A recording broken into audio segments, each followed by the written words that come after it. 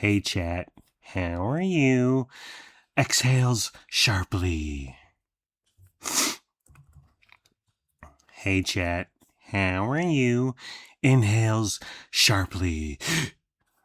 So, Lennox promoted, or graduated, if you want to say that, from 8th grade.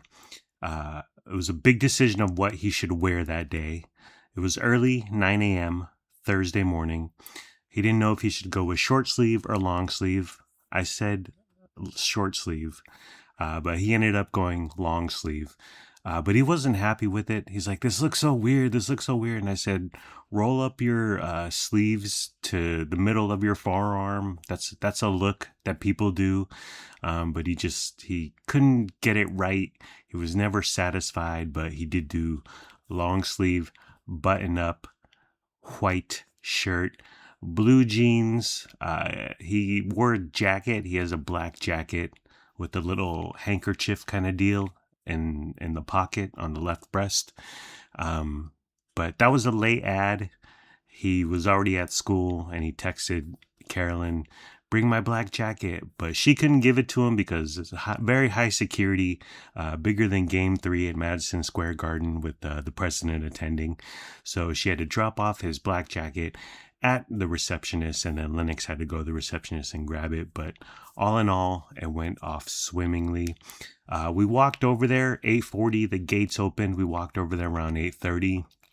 Hundreds of people already in front of us. Hundreds of people came behind us. After we got seated, hundreds of people kept coming just in waves. I was like, there's so many people here. We got some name tags. I wrote our names on them. No one else did. And I was like, okay, losers. But it was cute. We got to walk around with little orange name tags on our shirts, our chests. It was very crowded. The line was tight. My elbows touched another man's elbows. So I had to go home and take a shower immediately. There was no parking. That school already has a tiny parking lot, and people who had to drive or were too lazy and drove, you ended up walking just as far if you had walked from your home. But people parked on the corners, blocking walkways. I'm sure the people who live in that little neighborhood love this time of year. While waiting in the queue, there was basketball, talking about basketball, the NBA finals. A lot of people have been in my DMs asking me, "Spurs or Knicks, Vince? Who are you rooting for? Who do you want to win?" I just want to see the Knicks lose so Chalamet can be sad and upset and dejected. Let's bring that industry plant down a peg or two, am I right?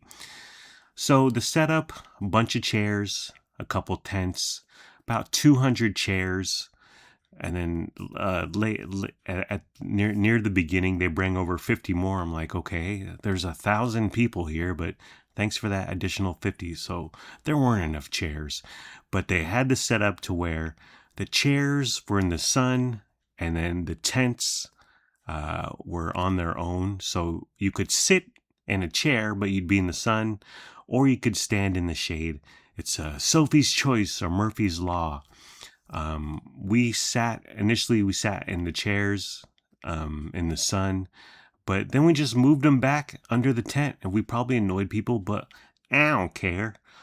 We DGAF, okay? We're smart. We're not going to sit there and roast my sparkling wifey has fair fisher skin, and she can't take sun for too long. So we had the best of both worlds. We were sitting in chairs in the shade, but yeah, a lot of people uncomfortable standing or uncomfortable sitting and burning. It wasn't that hot, mid 70s by the end, but still, you sit in the sun, that's gonna do a number on you. There's no easy way to do a graduation ceremony. I remember graduating high school and college. Oh, look at that diploma over there on the wall. It says PhD, play a hated degree. But I remember high school was too long and boring. College, same, too long, too boring. Everyone's in the sun. You're just like, get this over with. Just let me walk. Let me grab my fake diploma. Let's get out of here. For bigger high schools in Sacramento, there are graduations at the Safe Credit Union. Golden One Center has some high school, has some college graduations. But even then, Golden One Center, you got to pay for parking. Parking is a miserable nightmare. You got to park in a underground garage. And again, hot and musty, no space, elbow to elbow.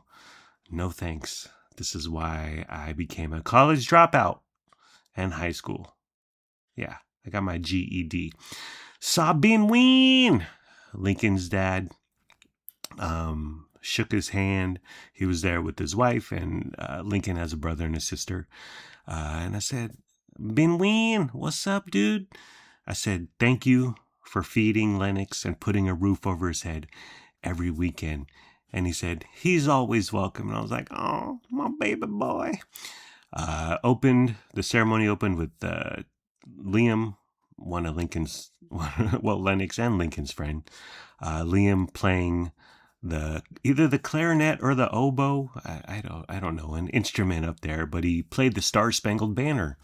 And he went high on the one part that our flag was still there. He went high, went beep, beep, beep, beep, beep, beep. I was like, bold choice, but I admired it and I liked it. Some people in the crowd didn't take their hat off. Not in my America. The ceremony started late, tardy. Really, Principal Norris? I feel like Back to the Future. Strickland giving a tardy for you, Mr. McFly. The principal did an opening speech. A little slow, a little low-key, a little underwhelming. But her big takeaway was slow down to speed up. When you're in high school, slow down to speed up. Or it could have been speed up to slow down. I can't remember. It doesn't matter. But then Mr. Perry, Lennox's English teacher, came up and he killed the crowd, okay? He used the term no cap. I was like, okay, buddy. And then he said a lot of stuff, but amongst what he said was, why is being cooked bad, but saying something is fire is good? When I grew up, something being cooked was good, and then something being on fire was bad. I was like, okay, you got some observations out here, Mr. Perry. And then he made a reference to Back to the Future, and I said, my man, love you, Mr. Perry. And then three students gave speeches. Actually, one was a duet between two gals, but they were all lively, cute, fun, and more importantly, short. Brevity. The actual walking, the handing out diplomas, going across the stage went quick. There's about 200 kids. What I noticed is everyone got tall.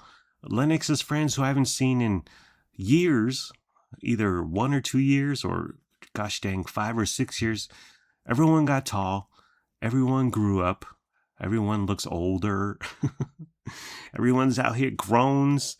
Time passes. Life is crazy. I jeered a few students, okay? I booed because here's some adversity. Yo. And oop.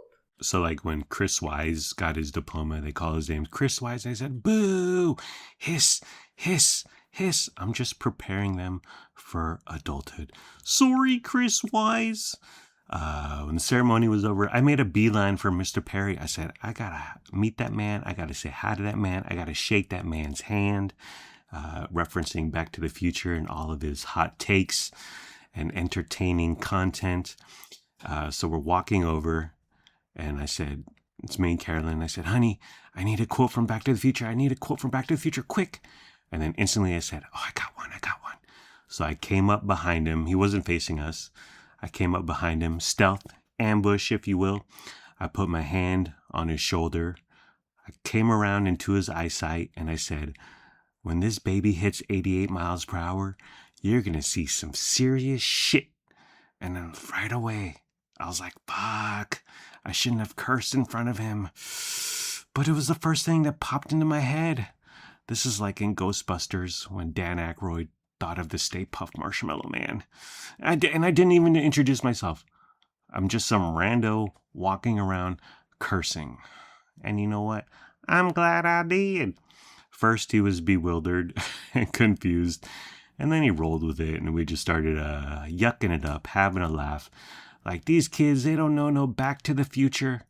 And I said, it's our fault. As parents, we felt short.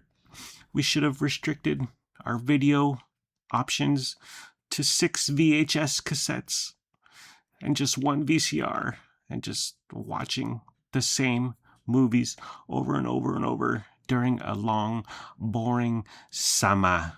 I think the problem was I never introduced myself as Lennox's stepdad/dad. Oh well, at least I didn't do the Libyans quote.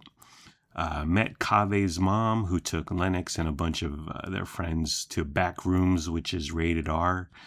And then she also escorted, there was a group of teen gals there who didn't have an adult to go and to watch back rooms with. So she escorted these gals who she doesn't know to watch back rooms. And I was like, okay, ring, ring, ring, ring, ring, ring. Hello, MPAA. I'd like to report someone letting kids watch a horror movie. Just sneak in through the back like I used to do when I was a kid. So what did Lennox want to eat when the ceremony was over to celebrate? We got In-N-Out, and he went with me to grab it. I was like, oh, I'm more than your DoorDash driver. I'm your buddy. But he was like, I want 4 cheeseburgers. I was like, all right.